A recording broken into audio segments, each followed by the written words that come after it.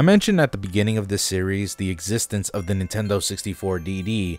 Aside from having an innovative online feature and a dumbass way of purchasing the damn thing, the 64 DD also helped improve certain games and could expand upon a game's features, so there were games that could potentially do an expansion pack of sorts, and there were definitely plans for a few games to do so. However, because of the 64 DD's failures, this never really unfolded. One of those games to have said expansions was The Legend of Zelda: Ocarina of Time. It actually wasn't going to just be one expansion, but two.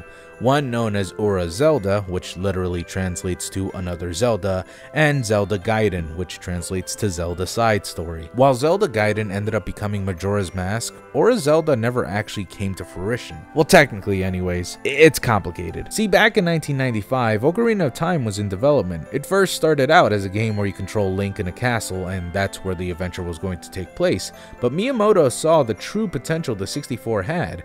He came up with a much more grander story and setting after that, though the story was so grand and the setting was so huge that it couldn't have been contained in one game. At the time, however, the 64 DD was also being developed right beside Ocarina of Time's development. While Ocarina of Time itself was a huge game, for the time anyways, Miyamoto wanted to add far more, and so decided upon making Ura Zelda, which could have added way more enemies, more quests, more dungeons, and the legendary beam sword ability, which was said to be obtained inside the unicorn fountain that was never seen in the final game, but was in some beta builds of the game, though that's just speculation. And yeah, keep that in mind, there's a lot of speculating in this video, though there are a lot of fascinating things in Ura Zelda though, such as the possibility of Link obtaining the actual Triforce as an item. What it did was unknown, but it was speculated, there's that word again, to give him the beam sword ability. There's also some text files within Ocarina of Time that talk about the Ice Medallion as well as the Wind Medallion,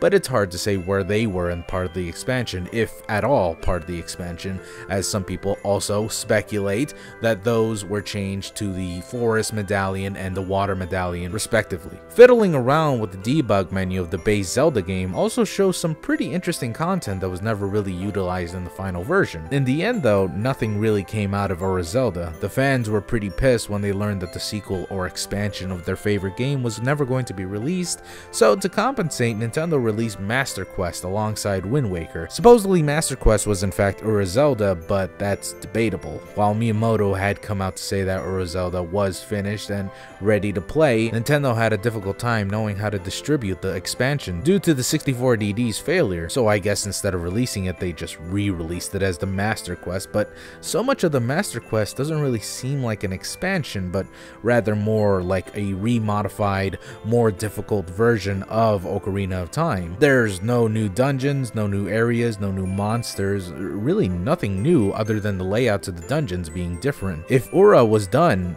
and Master Quest was Ura, then why didn't any of the new content show up? It's not like we don't know there was going to be new content or not. There are many things within the game's files, as said earlier, that point to there being more to the game than shown originally. Well, I guess we'll never really truly know what happened with Nintendo and what they were planning to do with Ura.